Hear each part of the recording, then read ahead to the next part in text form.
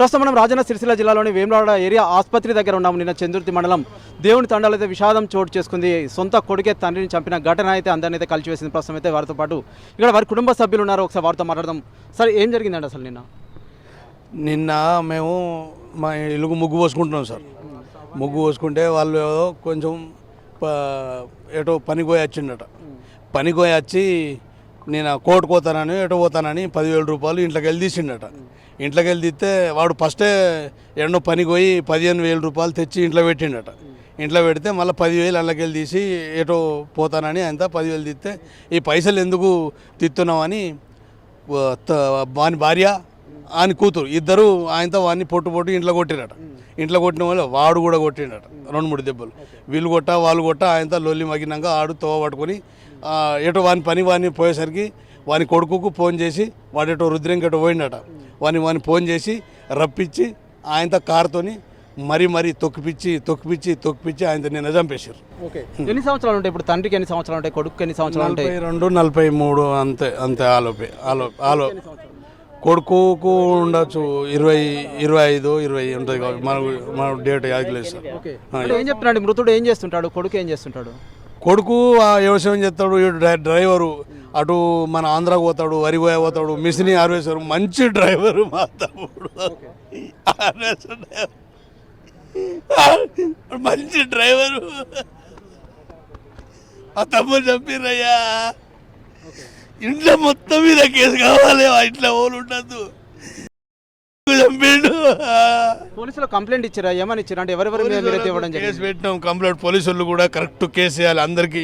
వారి భార్య మీద, కూతురు మీద, వారి ఇంట్లో ఒక ముసలిది ఉంది, ఆ దొంగ ముసలిది, దాని మీద కూడా అందరి మీద కేసు కావాలి. అంటే మాట్లాడారా పోలీసులతో? అంటే ఏం చెప్తున్నారు? అందరికి కేసు వేయరు సార్ అంటేనే ఆయనతో సంతకం పెట్టినాం. ఇప్పుడు డెడ్ బాడీని తీసుకోబోతున్నాం. అంటే మీరు ఏం కోరుకుంటున్నారు ఫైనల్ గా? అయితే ఫైనల్ అందరి మీద కేసు. ఆ కారును ఏమో లోపల మన పోలీస్ స్టేషన్లో కాలబెట్టాలి దాన్ని. చెప్పండి. కుటుంబ సభ్యుల మీద అందరి మీద కేసు వేసి తల్లిని కొడుకుని ఇద్దరి జైలు పంపాలి. ఇది మేము కుటుంబ సభ్యులుగా కోరుకుంటున్నాం. తప్పు శిక్ష పడాల్సిందే. ఆ ఇంట్లో అందరూ అనుకొని చేసిరా పని. కావాలి. ఇంతకుముందు ఏమైనా గొడవలు ఉన్నాయా? మీరు ఏమైనా మాట్లాడిరా? మళ్ళీ రప్పించి ఈడు ఏదో చిన్న గొడవ అయితే వాని పనికి వాడు వెళ్ళిపోతుండు. ఫోన్ చేసి పిలిపించి చంపిపించుడు అవసరం ఏమొచ్చింది భార్యకు కూతురుకు? గట్లా జరిగింది విషయం. ఓకే అమ్మా, ఏమైతాడు మీకు? తమ్ముడు సార్. ఓకే, అంటే ఏం జరిగింది? అంటే మీరు మాట్లాడిరా? అంటే మీరు మాట్లాడితే కొంత సమస్య తీరే పరిస్థితి అయితే ఉండేది కదా. అంటే మీకు ఎవరైనా ఫోన్ చేసి ఇట్లా గొడవ అయిందని ఎవరైనా? చెప్పలే సార్. అయితే సార్ ఇగో సార్ అయితే చిన్న కేసు పెట్టింది. చిన్న ఎప్పుడో గొడవలు అయిందట సార్. గొడవలు అయితే కేసు పెట్టింది. అయితే నిన్న పేస్కి ఉండేట సార్. పేస్కి ఉంటే నాకు ఒక 5,000, 10,000 రూపాయలు నేను సార్ని ఇచ్చి సార్ అడిగిరట సార్. ఇన్ని పైసలు ఇస్తే నేను తెంపిస్తా కేసు అని చెప్పిరట సార్. అయితే నాకు 5,000-10,000 రూపాయలు అని చెప్పిండట. అయితే ఎక్కడి పైసలు నువ్వు సంపాదించినావా, ఎక్కడి పైసలు అని జుట్టు పట్టుకున్నదట. జుట్టు పట్టుకుంటే అందరు గదవ పట్టిరు. బిడ్డ కూడా కట్టెతో కొట్టిందట. అందరూ కొట్టుకున్నారు, తిట్టుకున్నారట. తిట్టుకునేసరికి ఇక మళ్ళీ కొడుకుని ఫోన్ చేసిందట.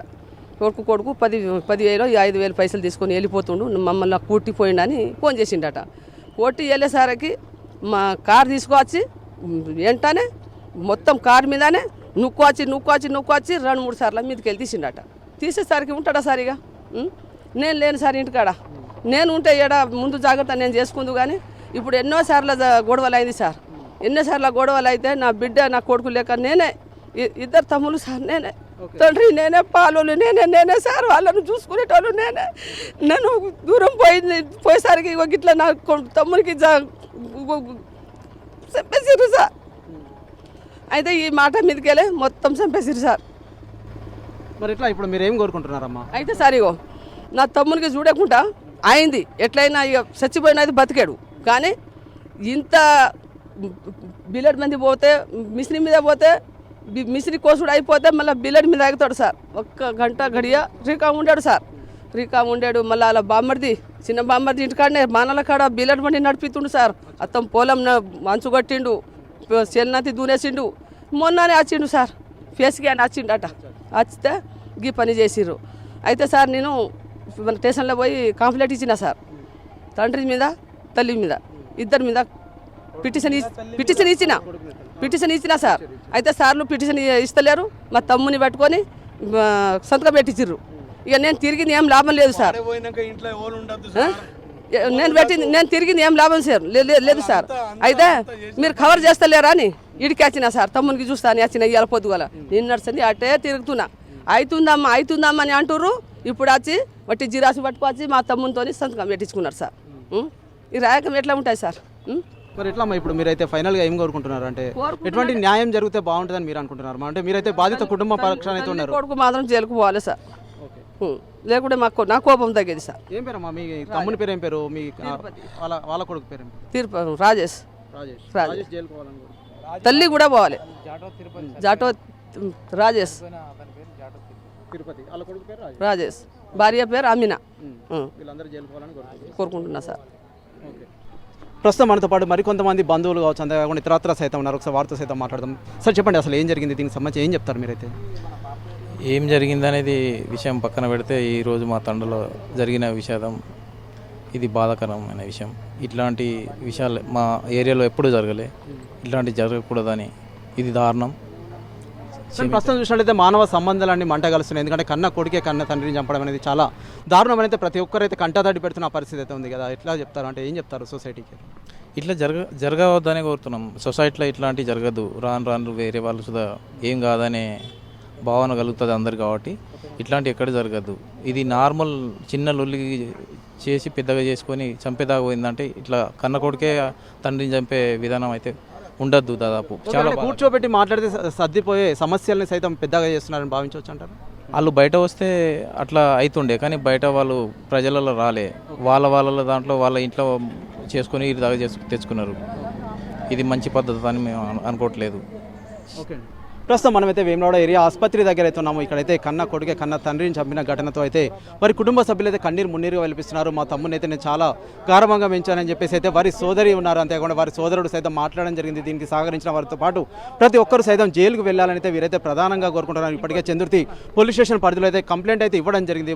మరొకసారి అయితే వీరితో అయితే మాట్లాడదాం. సార్ చెప్పండి. ఇది ఒక్కటే కాదు ఇన్సిడెంట్స్, ఆల్రెడీ వాళ్ళ తండ్రి కొడుకులు ఎన్నోసార్లు కొట్టుకున్నారు. వాళ్ళిద్దరి పైన కేసులు అయినాయి. స్పేస్కి కూడా నడుతున్నారు. ఇది మూడోసారి అనుకో అటెంప్ట్. ఒకసారి తలకాయ పలగొట్టిండు, ఒకసారి పారతో కొట్టిండు. ఇది లాస్ట్ మూడోసారి. సైతం దాడి జరిగింది. ఓకే, ప్రస్తుతం మనమైతే చూస్తున్నాం. వీరు బంధువులు అయితే చెప్తున్నారు గతంలో సైతం 2-3 సార్లు అయితే దాడి చేయడం జరిగింది, చంపే ప్రయత్నం అయితే చేయడం జరిగింది. కానీ గతంలో త్రుడిలో తప్పించుకున్నాడు. కానీ ఈసారి అయితే కారుతో తొక్కి చంపారని చెప్పేసి అయితే బంధువులు కన్నీరు మున్నీరుగా వెలిపిస్తున్నారు. ఖచ్చితంగా దీనికి సహకరించిన వారిని సైతం జైల్లో వేయాలని అయితే బాధిత కుటుంబ సభ్యులు అయితే కోరుకుంటున్నారు. వారితో పాటు వారి సోదరి కావచ్చు, సోదరుడుతో పాటు మరికొంతమంది కుటుంబ సభ్యులు అయితే మాట్లాడడం జరిగింది. బాడీని వేములవాడ ఏరియా ఆసుపత్రికి అయితే పోస్ట్ మార్టం నిమిత్తం అయితే తీసుకురావడం జరిగింది. ప్రస్తుతం అయితే పెద్ద ఎత్తున వీరి కుటుంబ సభ్యులతో పాటు ఇతరత్ర గ్రామస్తులు సైతం ఇక్కడికైతే రావడం జరిగింది. Over to studio.